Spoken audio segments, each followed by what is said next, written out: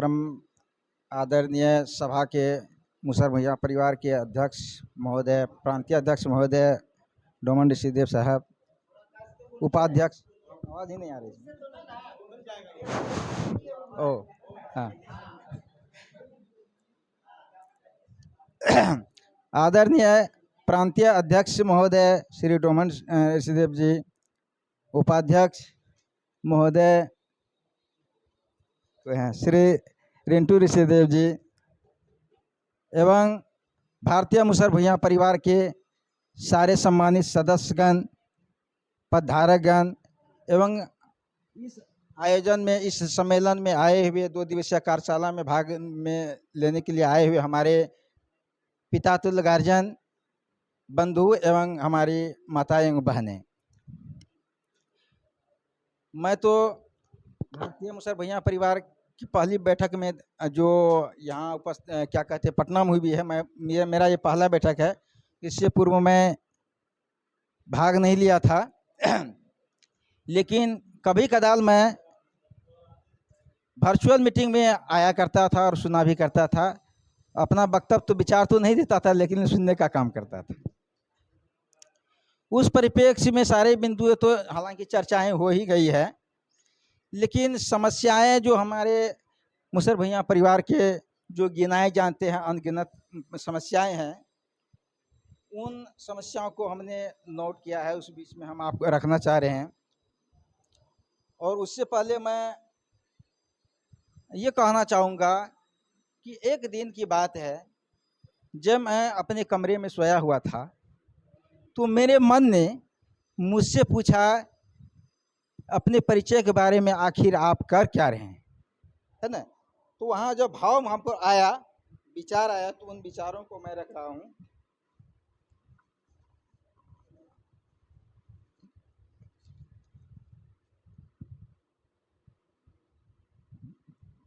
तो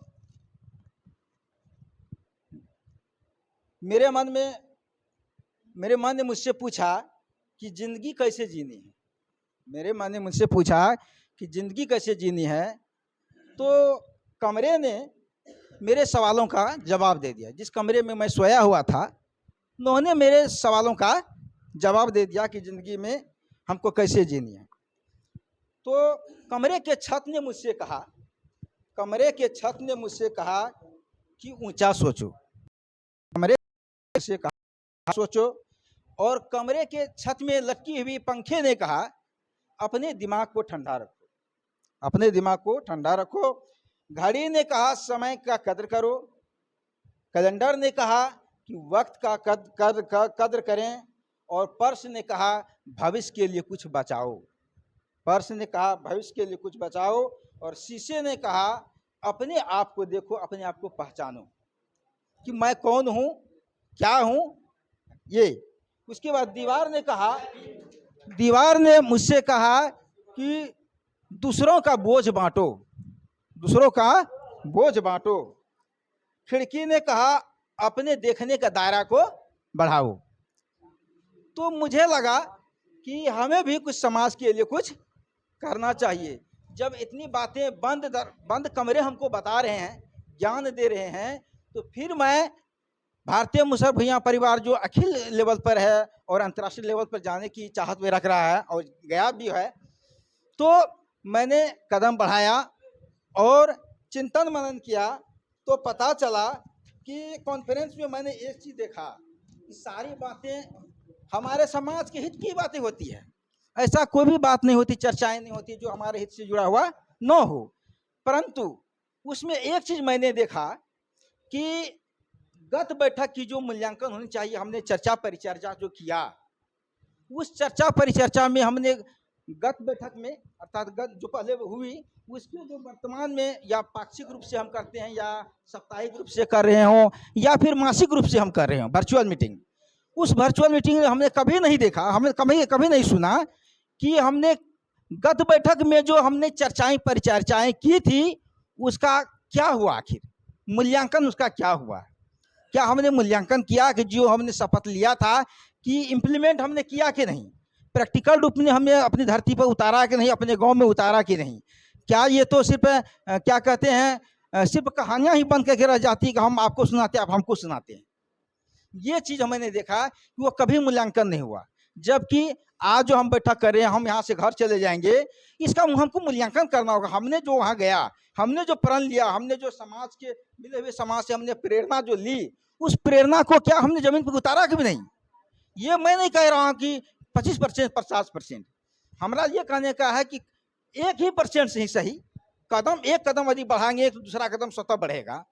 तो उस परिस्थिति में जो हमने मूल्यांकन कभी नहीं किया, निरंतर मूल्यांकन की जरूरत है इसमें।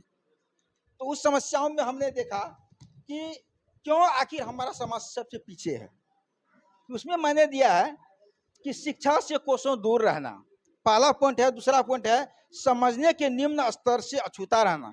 इसके अंतर्गत ये हुआ, हम देख करके भी किसी से सीख नहीं पाते हैं, गलत चीजों का हम अनुकरण जल्द कर लेते हैं, लेकिन जिनसे हमारा समाज आगे बढ़ेगा, हम आगे बढ़ेंगे, उसमें जो है उसका हम नकल नहीं कर पाते हैं। नकल करके फिर लोग शिक्षा, हम बच्चे को भी देखते हैं नकल करके सीखता है, लेकिन बच्चे सीख लिया करते हैं, लेकिन हम सीखने की कोशिश नहीं करते।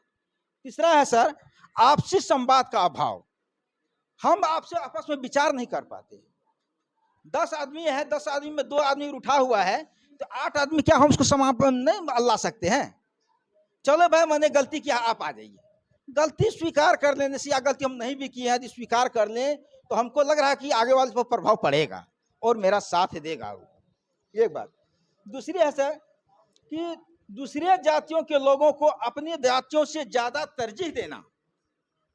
हमारा जो पढ़े लिखे आदमी है, हमारा जो भाई बंधु है, जो जान रहा है आगे क्यों बढ़ रहा है, उससे वो कुछ नहीं क्या सीखने की कोशिश नहीं करते हैं, न उससे बात करते हैं। दूसरे का वो तरजीह देगा, दूसरे जात का तरजीह देगा, लेकिन अपनों का तरजीह नहीं देगा। ये कैसे देगा? ये तो हम फिर बता रहे हैं सर, बिंदु बता रहे हैं, फिर थोड़ी सी हम झलक दे देंगे कैसे क्या करना।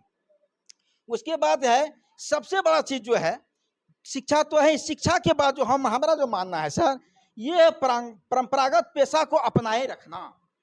ये जो है हमारा बाप दादा जो है मजदूरी करते आ रहा है, उसी ढर्रे पर चलते जा रहे हैं। हम उससे आगे सोचने की कभी कोशिश नहीं किया, प्रैक्टिकली कोशिश नहीं किया है। दूसरी बात है कि अपने पारिश्रमिक का, हम जो काम कर रहे हैं, अपने पारिश्रमिक का तत्क्षण लाभ की कामना करना, ये बहुत बड़ा गलती है। हम आज कर रहे हैं, भैया हमको मजदूरी दे दीजिए, हम आगे की नहीं सोच रहे हैं। 10 दिन 5 दिन मजदूरी भी नहीं मिले, हम सृजनात्मक कार्यों को देखें, हम सीखने की कला को देखें कि कल यदि हम कम ही घंटे भी काम करेंगे तो मजदूरी हमें ज्यादा मिलेगा। ये हुआ। उसके बाद ट्रेडिशनल पेशे का ज्ञान का अभाव। तो ट्रेडिशनल पेशा जो है खुरपी कुदाल तो है नहीं, दूसरे के आगे घर बना दिया और कुछ कर दिए, जो वो तो है नहीं। तो हम लोगों को ट्रेडिशनल पेशे की तरफ जो है बढ़ाना होगा, लोगों को धीरे ही सही लेकिन बढ़ाना होगा, मूव करना होगा। उसके लिए प्रशिक्षण की भी जरूरत है, प्रशिक्षण हमें देनी होगी।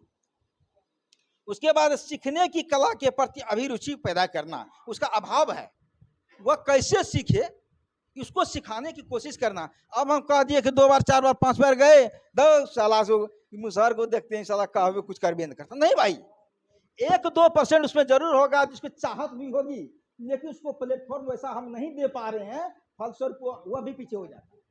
1% हमको तो लाना है। बाबा साहब 1% थे ना हमारे समाज में, लेकिन उन्होंने परिवर्तन ला दिया। और हमारे लिए से परिवर्तन नहीं लाया है, बल्कि पूरे देश के लिए लिया, पूरे समाज के लिए लाया हुआ है।